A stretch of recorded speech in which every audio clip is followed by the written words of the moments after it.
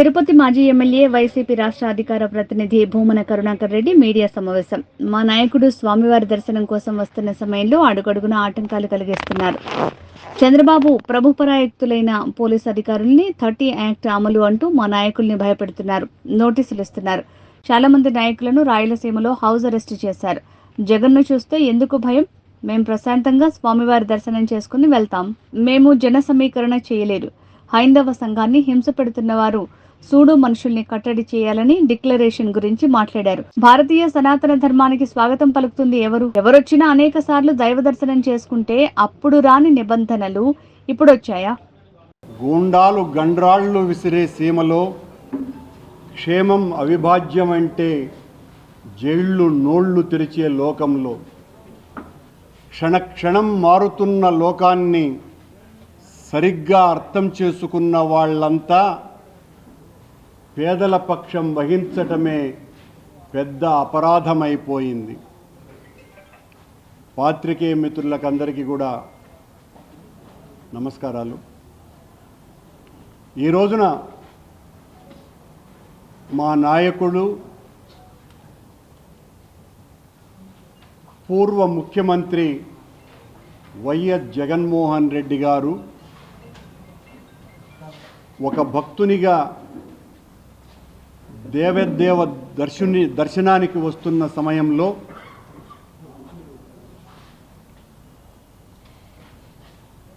దేవదేవుణ్ణి దర్శించటానికి అడుగడుగున ఆటంకాలు కలిగిస్తున్నటువంటి విషయం లోక విదితం.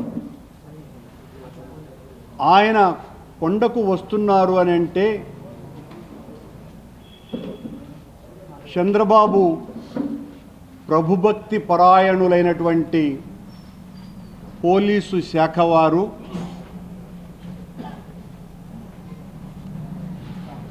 థర్టీ యాక్ట్ అమలు చేస్తున్నామని చెబుతూ ఎక్కడికక్కడ మా పార్టీ నాయకులను కార్యకర్తలని భయభ్రాంతులకు గురి చేస్తూ భయపెడుతూ మీరు ఇళ్ల నుంచి బయటికి రాకూడదు అని మౌఖిక ఆదేశాలు ఇవ్వటమే కాకుండా నోటీసులు సర్వ్ చేయటం జరిగింది. మొత్తం రాయలసీమ అంతా కూడా మా పార్టీకి సంబంధించినటువంటి నాయకులను, మాజీ శాసనసభ్యులని, శాసనమండలి సభ్యులని, మంత్రులను, మాజీ మంత్రులను వీళ్ళనందరినీ కూడా హౌస్ అరెస్టులు కూడా చేయటం జరిగింది. చంద్రబాబు గారి ప్రభుత్వానికి జగన్మోహన్ రెడ్డి గారిని చూస్తే ఎంత భయమో దీన్ని బట్టి చూస్తే అర్థమవుతుంది. జగన్మోహన్ రెడ్డి గారు నిన్న మా పార్టీ ప్రకటన కూడా ఇచ్చింది. భగవంతుణ్ణి దర్శించుకొని ఏ ఆర్భాటాలు లేకుండా తిరిగి వెళతారు ప్రార్థనలు చేసి పూజలు చేసేనని. మేమెక్కడా మరొక రకంగా తద్విరుద్ధంగా ప్రవర్తిస్తామని లేదా మా పార్టీ క్యాడర్నందరినీ కూడా గుమికూడమని అధికారికంగానో గ్రూపుల ద్వారానో మౌఖికంగానో చెప్పటం కానీ ఎక్కడా చెయ్యల. కానీ మాకు ఇచ్చినటువంటి నోటీసులలో మీరు 10,000 మందిని సమీకరిస్తున్నారు, సమీకరించటం శాంతి భద్రతలకు విఘ్నం కనుక ఎట్టి పరిస్థితుల్లోనూ మిమ్మల్ని కట్టడి చేస్తున్నాము. ర్యాలీలు, బహిరంగ సమావేశాలు మీకు భయం కాబట్టి మీరు నిషేధించుకోండి. కానీ స్వామివారి దర్శనానికి ఒక పూర్వ ముఖ్యమంత్రి వస్తూ ఉంటే, స్వామివారి పట్ల అనన్య భక్తి విశ్వాసాలు కలిగినటువంటి ఒక పూర్వ ముఖ్యమంత్రి స్వామివారి పట్ల భక్తిని చాటుకోవటానికి వస్తూ ఉంటే భయపడిపోయినటువంటి ప్రభుత్వం చేస్తున్నటువంటి నిర్వాకం ఇది. హైందవ సంఘాన్ని హింస పెడుతున్నటువంటి కలుషాత్ములు కళంకితులు ఈ రోజున జగన్మోహన్ రెడ్డి గారి మీద అత్యంత దారుణంగా, హేయంగా, నీచాతి నీచంగా ఆయన మీద దాడికి దిగితే ఆయన డిక్లరేషన్ ఇచ్చి దైవదర్శనానికి వెళ్ళాలి అని సూడో భగవంతుని పట్ల అంతంత మాత్రమే నమ్మకం ఉన్నటువంటి సూడో మనుషులు జగన్మోహన్ రెడ్డి గారిని కట్టడి చేయాలని మాట్లాడుతున్నారు. హిందుత్వం ఏం చెప్తుంది? భగవంతుని పట్ల భక్తితో ఎవ్వరు వచ్చినా, ప్రపంచవ్యాప్తంగా ఉన్నటువంటి గుళ్లకు ఎవ్వరు వచ్చినా సాదర స్వాగతం పలుకుతుంది భారతీయ సనాతన ధర్మం. ఆ ధర్మానికి విరుద్ధంగా ప్రవర్తించటమే కాకుండా 5 సంవత్సరాల పాటు ముఖ్యమంత్రిగా స్వామివారికి పట్టు వస్త్రాలనే బహూకరించినటువంటి ముఖ్యమంత్రిని, అంతకు పూర్వం ఎన్నోసార్లు దైవ దర్శనానికి వచ్చినప్పుడు ఏ రకమైనటువంటి ఆటంకాలు కలుగకుండా దైవ దర్శనం చేసుకున్నటువంటి ఒక పార్టీ నాయకుణ్ణి ఈ రోజున తాము చేసినటువంటి ఒక కళంకిత పనికి డిఫెన్స్లో పడిపోయి దాని నుంచి ఎట్లా బయట రావాలో అర్థం కాకుండా మా నాయకుడు, మా పార్టీ అధిష్టానము వీళ్ళు చేసినటువంటి పాపపు ప్రకటనలకి, ప్రచారానికి మొత్తం దేవాలయాలలో అంతా కూడా రేపు ప్రార్థనలు చేయండి అని పిలిపిస్తే మా పార్టీ క్యాడర్ అంతా కూడా ఈ నియోజకవర్గం కాకుండా మిగతా అన్ని నియోజకవర్గాలలో కూడా రేపు ఆ పూజా కార్యక్రమాలలో ఉంటే వాళ్ళెవరూ మీరు బయటికి రాకూడదు అని వాళ్లను కట్టడి చేయటం ఏందో నాకు అర్థమే కావటం లేదు. అంటే మేము పూజలు చేయడానికి కూడా అర్హత లేదా వైఎస్ఆర్ కాంగ్రెస్ పార్టీ కార్యకర్తలకు, నాయకులకు? ఎంతగా వణికిపోతున్నది ప్రభుత్వం. ఇంత దారుణమైనటువంటి పరిస్థితి ఈ రాష్ట్రంలో నెలకొని ఉన్నది. ఈ రోజున జగన్మోహన్ రెడ్డి గారికి ఎవరు స్వాగతం పలకకూడదని, ఎవరు ఆయన వెనక రాకూడదని, ఆయన వెనక ఎవరు లేరని చెప్పటానికే ఈ కుట్ర తప్ప మరొకటి కాదు. జగన్మోహన్ రెడ్డి ప్రజా రంజక నాయకుడు, 40% పైగా ఓట్లు తెచ్చుకున్నటువంటి నాయకుడు, పేద ప్రజల పక్షాన నిలబడి పోరాడినటువంటి వ్యక్తి చంద్రబాబు గారు.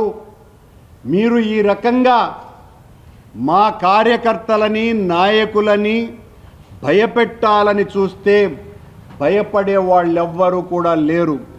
పేద ప్రజల పక్షాన నిలబడేటువంటి మేం, అలజడి మా జీవితం, ఆందోళన మా ఊపిరి, తిరుగుబాటు మా వేదాంతం. నీ పాశవిక విధానాలను నిరంతరం వ్యతిరేకిస్తూనే ఉంటాం. మీరు ఎంత నిర్బంధానికి మమ్మల్ని గురి చేస్తే అంతగా పైకి లేస్తాం. పైకి లేచి ప్రజా గొంతుకను వినిపించి మీ పాపపు పాలన మీద ఖచ్చితంగా ప్రజాభిప్రాయ సేకరణ చేసి ప్రజా ఆందోళనలు చేస్తామని తెలియజేస్తున్నాం. ఒక అబద్ధాన్ని నిజం చేయటానికి మీరు ఎంతకైనా తెగించటానికి కూడా సిద్ధపడతారు. చంద్రబాబు నాయుడు గారు, ఇకనైనా ఆపండి. వేదమూర్తి ప్రసాదం మీద 1000 నాల్కలతో మాట్లాడకండి. వేదమూర్తి ప్రసాదం మీద 1000 నాల్కలతో మాట్లాడకండి.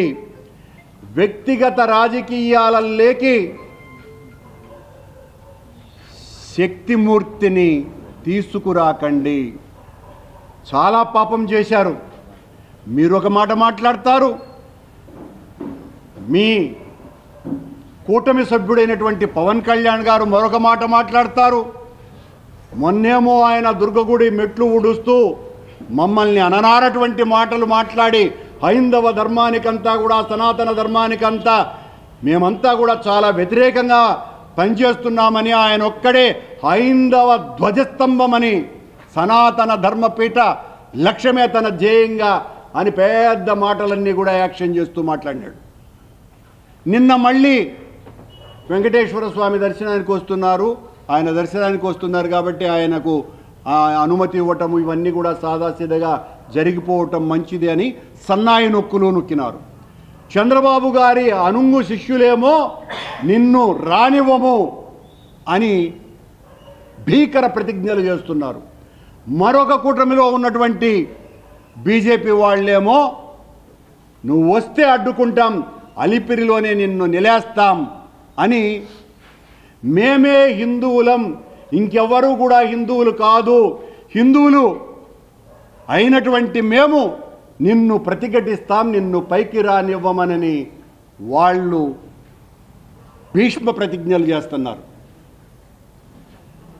ఈ తిరుపతి బీజేపీ నాయకులు లేదా కొత్తగా బీజేపీలో చేరినటువంటి ఈ నాయకులు చెబితే, ఎవరు పేరు చెబితే వాళ్ళు హిందువులట, ఎవరు హిందువులు కాదని వాళ్ళు చెబితే వాళ్ళు హిందువులు కాదు. వీళ్ళు హిందూ ధర్మాన్ని పరిరక్షించేటువంటి వాళ్ళు, విశాలమైనటువంటి హైందవ సనాతన ధర్మ పరిరక్షణ కోసమని కంకణబద్ధులైనటువంటి కోట్లాది మంది మహనీయుల యొక్క జీవన విధానాన్ని చిదిమేస్తున్నటువంటి వ్యక్తులు వీళ్ళు. హైందవ సంస్కృతిని గురించి మాట్లాడుతూ ఓనమాలు కూడా తెలియనటువంటి వాళ్ళు సనాతన ధర్మాన్ని గురించి, వీళ్ళు సనాతన ధర్మ పరిరక్షకులుగా కొత్త అవతారం ఎత్తి రోజు పత్రికల్లోనూ ప్రసార మాధ్యమాల్లోనూ తమకు కావలసినంత షేర్ తీసుకోవటం కోసమని వీరతాళ్ళు కట్టుకొని విర్రవీగుతున్నారు. ఇది చాలా దారుణమైనటువంటి విషయం. మీరు చెబితే మేము హిందువులం అని అనిపించుకోవటానికి సిద్ధంగా లేం. మీలాంటి వాళ్ళు చెబితే మేము హిందువులని సిగ్గుపడిపోతాం. మాకు భగవంతుని మీద అచంచలమైనటువంటి విశ్వాసం ఉన్నది. సనాతన ధర్మ విశ్వాసాల మీద, సనాతన సంస్కృతి మీద మీకంటే పదుల వందల రెట్లు ఎక్కువగా చదివి ఆచరించటానికి ఉపయుక్తమై అనేక హిందూ ధార్మిక ప్రచార కార్యక్రమాలు జగన్మోహన్ రెడ్డి గారు చెప్పటం మూలంగా గత 5 సంవత్సరాల కాలంలో ఎన్నో ప్రజాహిత హైందవ సంస్కృతి పరిరక్షణ ఉద్యమ కార్యక్రమాలను నిర్వహించినటువంటి సైనికులంగా, అంతకు పూర్వం రాజశేఖర రెడ్డి గారు ఉన్నప్పుడు చేసినటువంటి వందలాది సనాతన ధర్మ పరిరక్షణ కార్యక్రమాలను ఆచరణలో తీసుకువెళ్ళినటువంటి వాళ్ళంగా, హిందువులంగా మాకు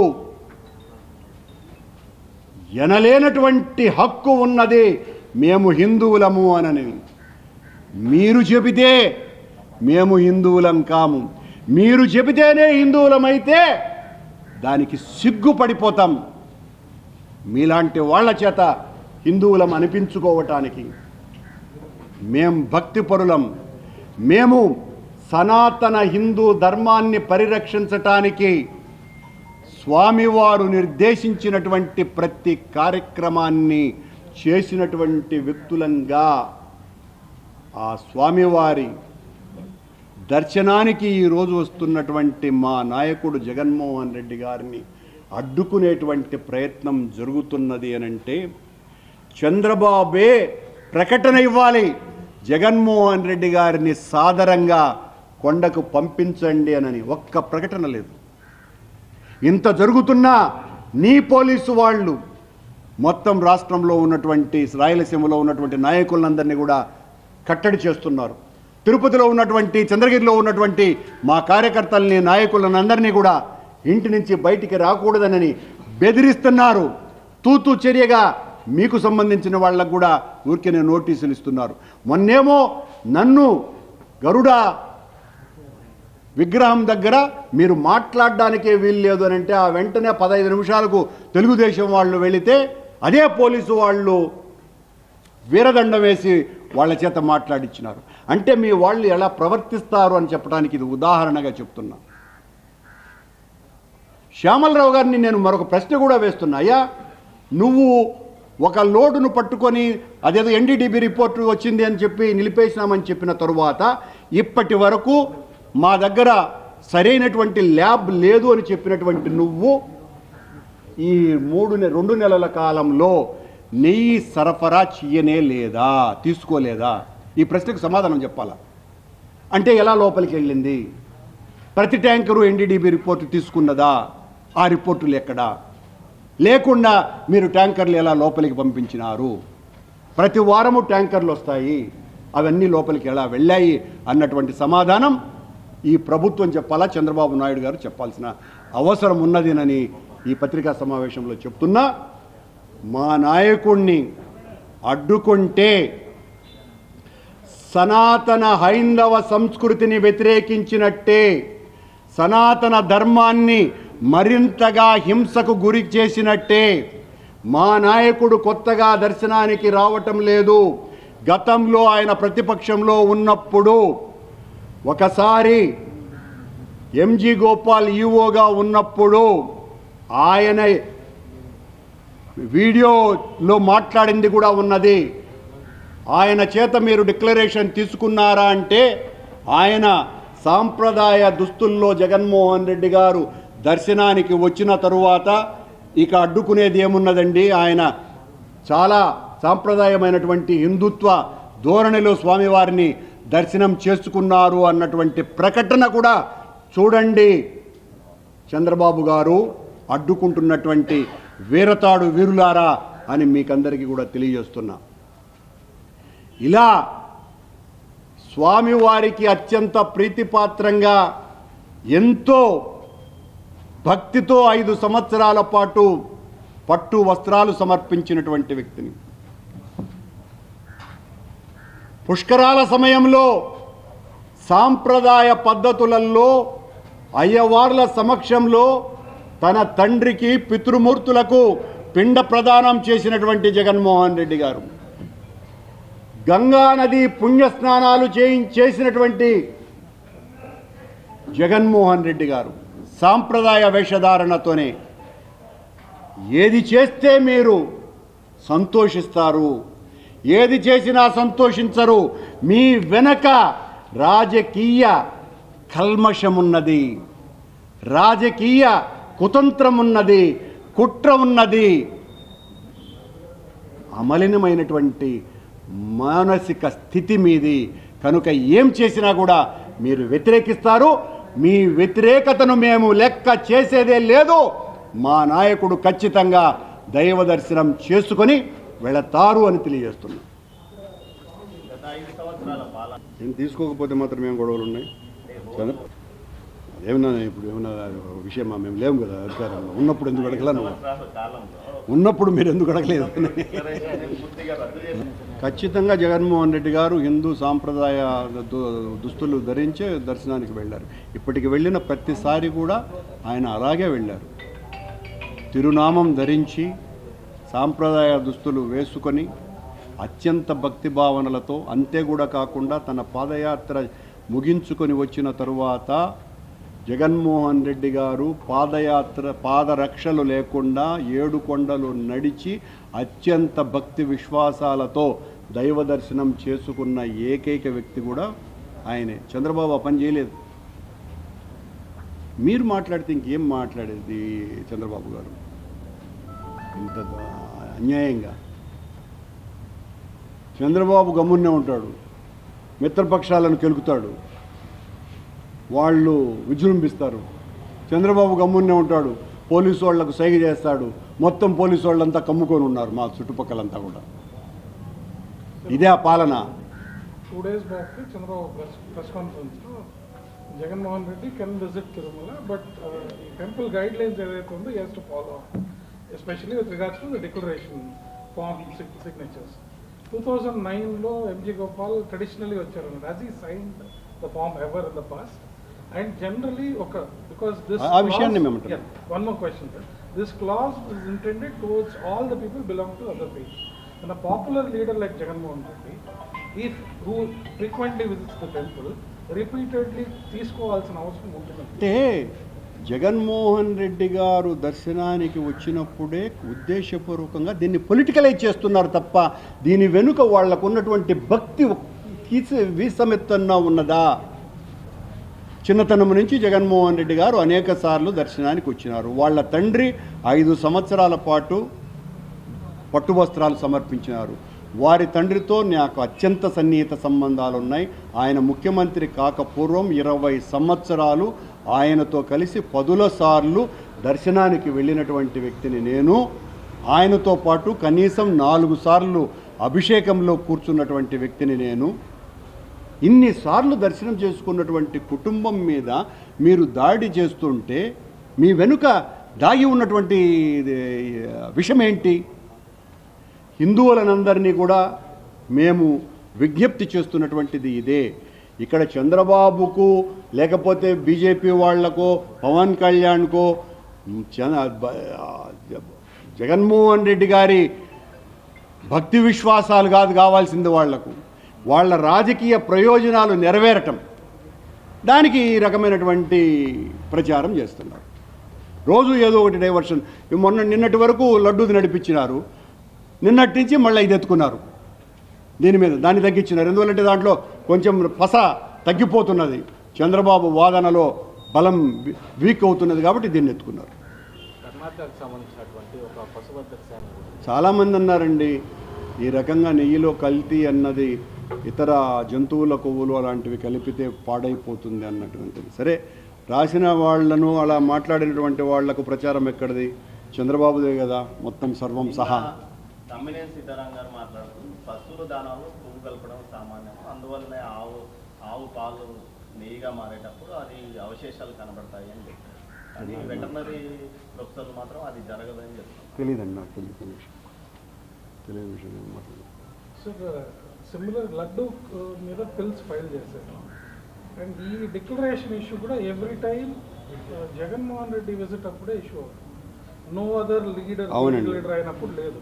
ఎందుకంటే యాక్ట్ ఒక ఇంట్రెస్టింగ్ ఫ్యాక్ట్ సార్, పేర్లు ఇప్పుడన్నా ఆధార్ ఉంది, అంతకుముందు ఆధార్ లేదు. The act says somebody's faith should be established going by the facial features of that person. Isn't that vague? Is it possible to ascertain that way? So దాన్ని challenge చేస్తూ would the YSRCP also legally proceed in this issue? ఓకేనండి, మంచి సలహా. హిందూ సంఘం అలాగేం చెప్పాల్సిన sir, కాములు మఠాధిపతులు పీఠాధిపతులు వచ్చి కూర్చున్నారు అక్కడ. నేను పెద్దవాళ్లకు నేనేం సలహా ఇవ్వగలను? వాళ్ళు వాస్తవం తెలుసుకోమని దండం పెట్టి చెప్పగలను. ఈ డిక్లరేషన్ పై ప్రతిసారి ఇలా వివాదం వస్తుంది కాబట్టి నెక్స్ట్ టైం మీ గవర్నమెంట్ వస్తే ఈ నియమ నిబంధన ఏదైతే తొలగించే అవకాశం ఉందనుకోవచ్చు. చూద్దాం. ఈ 2 months కాకుండా అంతకుముందు లాస్ట్ 5 years అది నేను కాదు కదా చెప్పాల్సింది, పార్టీలో చిన్నవాడిని నేను. అంతకుముందు టీడీపీ ప్రభుత్వం ఉన్నప్పుడు కూడా కలుపు పేపర్ పాల్గొనరు, ఆయన దర్శనం చేసుకొని వెళ్ళిపోతారు. చాలా స్పష్టంగా మాకు కూడా ఆయన ఇచ్చినటువంటి సందేశం అది, ఏ ఆర్భాటము లేదు, నేరుగా వచ్చి వెళ్ళిపోతారని. ఆర్భాటం చేస్తామని పోలీసు వాళ్ళు మమ్మల్ని భయపెట్టే కార్యక్రమం చేస్తున్నారు, మేము ఎక్కడ చెప్పలేదు.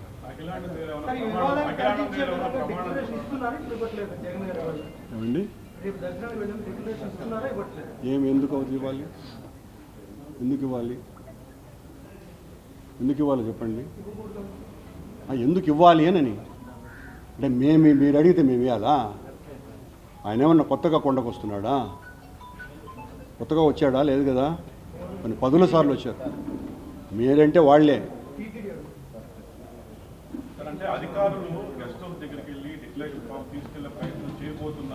ఏమైనా చేసుకోండి, వాళ్లకు చంద్రబాబు ఏం చెప్తే చేసేవాళ్ళు ఏమైనా చేసుకుంటారు కదా. ఇంతవరకు అంటే రీసెంట్గానే ఆ కొవ్వును గుర్తించేటువంటి ఎన్డీడీబీ ల్యాబ్కు మాత్రమే పంపించాము. అంటే గడిచిన కాలంలో ఇన్ని ప్రభుత్వాలు, వాళ్ళ ప్రభుత్వం ఉన్నప్పుడు కూడా అదే కల్తీ జరిగినట్టే కదా. ఖచ్చితంగా ఒకవేళ అతను చెప్పింది నిజమైతే మేము అట్లా కల్తీ జరగదనే మా ఇప్పటికీ కూడా మా చెప్పేది. చంద్రబాబు కలిపినాడని కూడా మేము అనటం లేదు, అది కూడా గుర్తుంచుకోండి. సార్ పోలీసులు ప్రతి యాక్ట్ ఎందుకు పెట్టారనుకుంటున్నారు మీరు? మమ్మల్ని భయపెట్టడానికి. సార్ అంటే ఏంటి సార్, ఎలా ఉండబోతుంది సార్ పర్యటన? అంటే సోమవారం దర్శనం చేసుకున్న తర్వాత మమ్మల్ని భయపెట్టాలని భ్రమల్లో ఉన్నారు. సార్ అంటే సోమవారం దర్శనం చేసుకున్న తర్వాత ఏమైనా ప్రతిపక్ష మాట్లాడుతున్నారా? తెలియదండి. Sir, no hypothetical, where they insist upon Jagan Garu to sign the declaration, and if they prevent him from entering the temple, if he refuses to sign, what would the vice answer? అలా చేయటానికి వాళ్లకు హక్కు లేదు, హక్కు లేదు.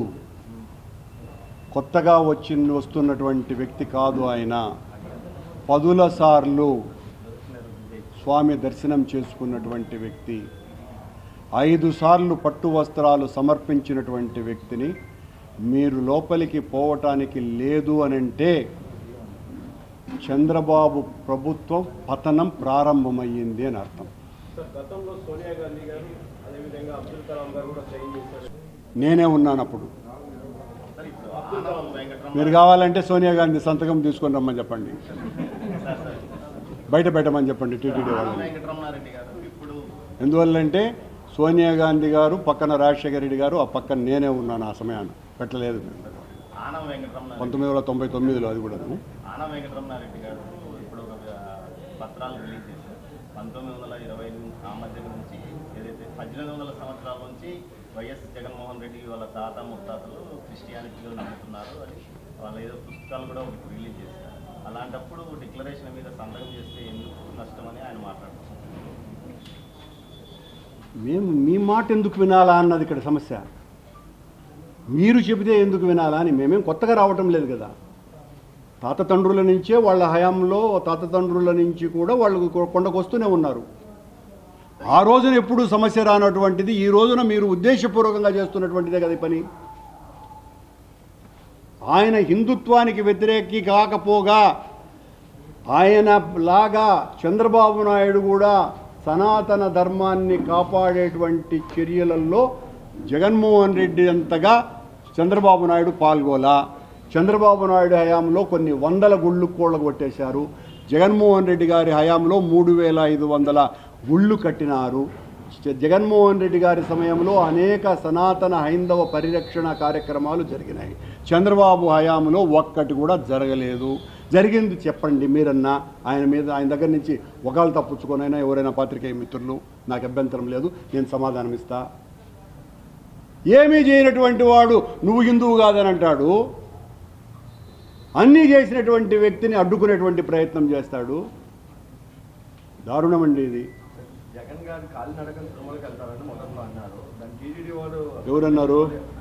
ప్రచారం జరిగింది. ప్రచారం మీరు చేసుకునేసి ఆయన ఉన్నారు అని మేము అఫీషియల్గా జగన్ గారు ప్రతిసారి తెలుగుకు వచ్చినప్పుడు భారీ స్థాయిలో నాయకులు జగన్మోహన్ రెడ్డి గారు పాదయాత్ర అని చెప్పలా.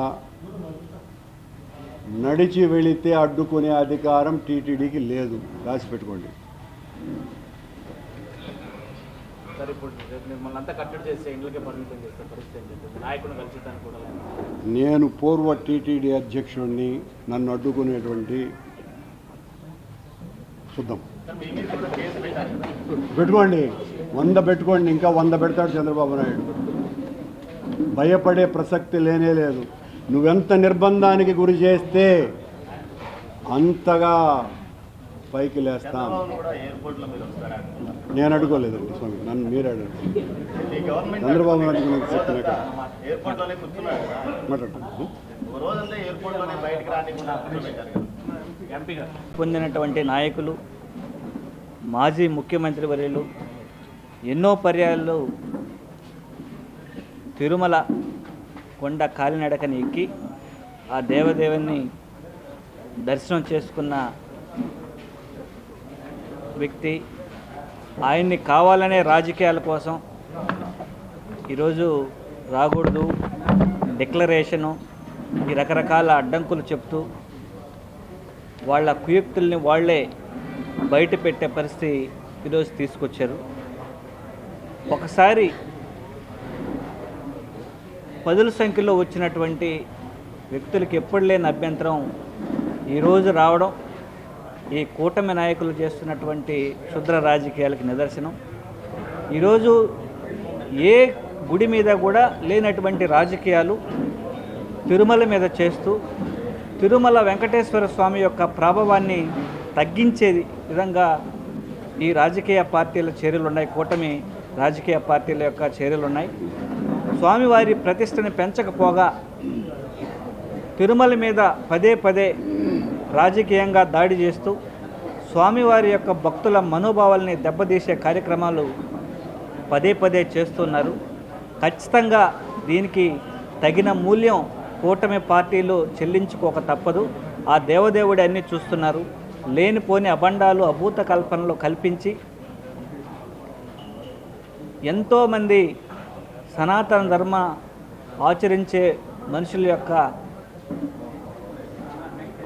మనోభావాల్ని దెబ్బతీసినటువంటి మీకు ఖచ్చితంగా తగిన బుద్ధి ఆ దేవదేవుడే చెప్తాడు. అలాగే రాష్ట్ర వ్యాప్తంగా ఉన్నటువంటి వైఎస్ఆర్ కాంగ్రెస్ పార్టీ నాయకులకు కావచ్చు, తిరుపతి జిల్లా వ్యాప్తంగా ఉన్నటువంటి వైఎస్ఆర్ కాంగ్రెస్ పార్టీ నాయకులకు కావచ్చు, తెల్లవారుజాము నుంచే నోటీసులు అందజేస్తూ నాయకులందరినీ భయభ్రాంతులకు గురి చేస్తూ మీరు బయటికి రాకూడదు,